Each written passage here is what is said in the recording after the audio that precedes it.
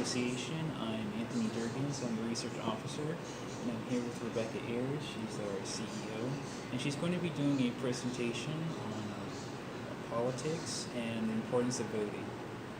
Okay, so basically the title of this presentation is Getting Started with Civic Engagement. This is for the African American constituents in the United States of the African American Association. Okay.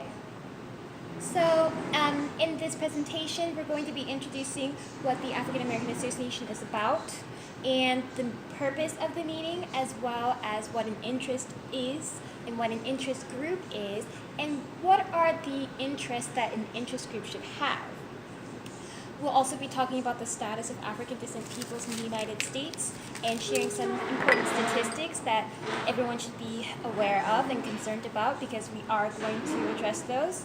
And of course, the election season is coming up. The primaries in 2020 for California is March 3rd, and we'll be discussing that as well.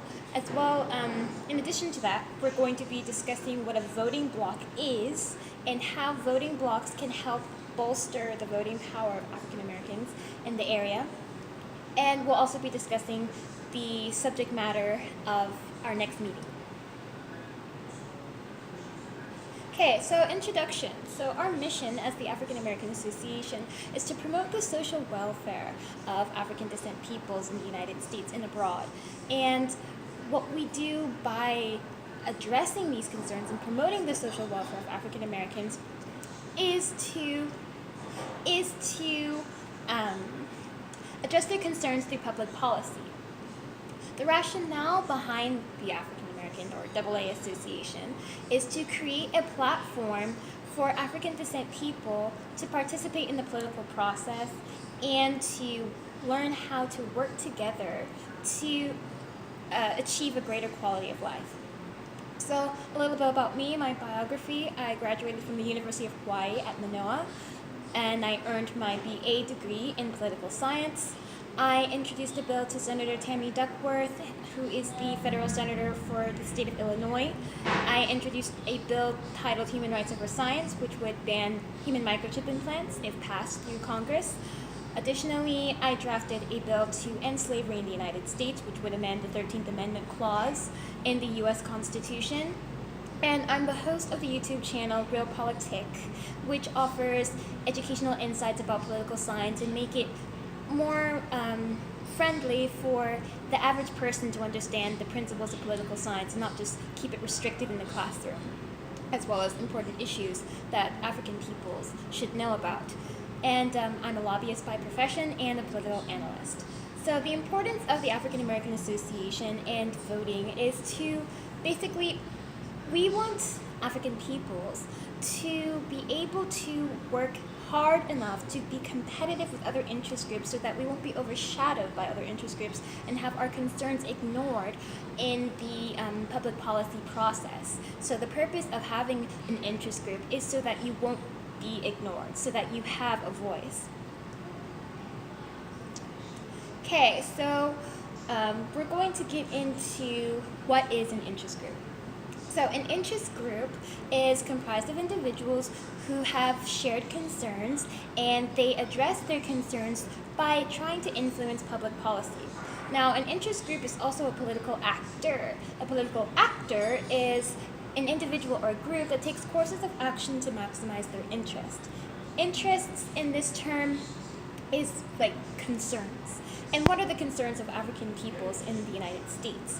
The interests of African descent people in the United States are the establishment of a higher quality of life and the means to determine their own standards of living.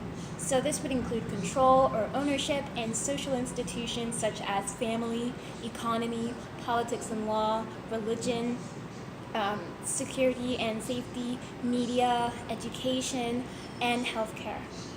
So in other words, we as a people, as a race, are our interest group. This is not about us as an individual. This is about us as a whole population group. Okay, so now for the status of African Americans, or African descent peoples in the United States. So I'm going to share some statistics with everyone here. In 2014, over 64,000 African American women, black women in the United States, went missing in the United States of America. In 2017, over 475,000 African black people were incarcerated in U.S. prisons, comprising 33% of the U.S. prison population, despite the fact that they're only 13% of the U.S. population. And this is according to Pew Research Center in 2017. According to a 2017 study by the Public Policy Institute in Prosperity Now, African American peoples are projected to have 0% wealth by 2053. And this is based on their present conditions. In other words, if we continue as we are right now, we're going to lose all our wealth by 2053. And this is according to Prosperity Now, 2017. In my last statistic, in 1985, there were over 60 black-owned banks, and today, 2019, there are only 21 black-owned banks in the United States, and that's according to Shop Black, 2017, and the American Banker, 2019. Okay, now for election season. We have two primaries coming up, the Republican primaries and the Democratic primaries. Since we're in the Bay Area, California, the California primary election will take place on March 3rd, 2020, for both the Republican Party and the Democratic Party. So the candidates for the Republican primaries include President Donald Trump, Bill Weld, Joe Walsh, and Roque de la Fuente. For the Democratic primaries, we have candidates, and I just listed the top four Democratic candidates for the presidential election because there's so many. So the top four is Joe Biden, Bernie Sanders, Elizabeth Warren, Pete Buttigieg, and others, of course. But those are the top four Democratic candidates. Okay, now, who's leading the black vote? We have a leading candidate for the Republican Party and a leading candidate for the Democratic Party. Black voters who are Republican, their leading candidate is President Donald Trump. And this is according to the New York Times. For the Democratic candidate that's leading for black voters, we have candidate Joe Biden, who was the former vice president during the Obama administration. And this is also sourced from the New York Times. Okay, now for block voting. The definition of block voting is basically a combination of voters forming a unit with a common interest. According to scholars, voting blocks are kind of natural phenomenons because people who have a shared concern, shared belief, who are affected by similar policy decisions, they tend to vote in a similar way, and that's what they call voting block. But some people take advantage of the fact that they do have shared concerns and they are affected by similar policy decisions, and they decide to form voting block coalitions. So the rationale behind this is that an individual vote is like owning a share in a corporation. Now, if a group of votes is like owning a whole corporation, because if you add up all those shares, you have a larger ownership interest in that company. Likewise, by forming voting blocks and voting block coalitions, you give power to your vote, your group's vote, so you can influence the outcome of an election, which brings me to my next point about voting power. Voting power, basically, according to political science scholars or ergonomics scholars, is the possibilities that a given voter or set of voters can affect the outcome of an election. So basically, when you form voting blocks and voting block coalitions, you have the opportunity to increase the probability of the candidate that you want winning that election. So you get to actually increase the probability of influencing the outcome of the election. So, and the importance of this is that African peoples need elected officials and officials in general to sufficiently address their concerns. And that's what you want. You want your concerns not to be ignored, but to be on the priority of the agenda of the candidate you got in office.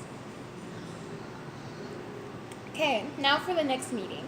So the subject matter, of course, is going to be the presidential election that's coming up in 2020, and we'll be giving a lecture for a review of the presidential candidates, and we'll have a workshop on how to judge a candidate.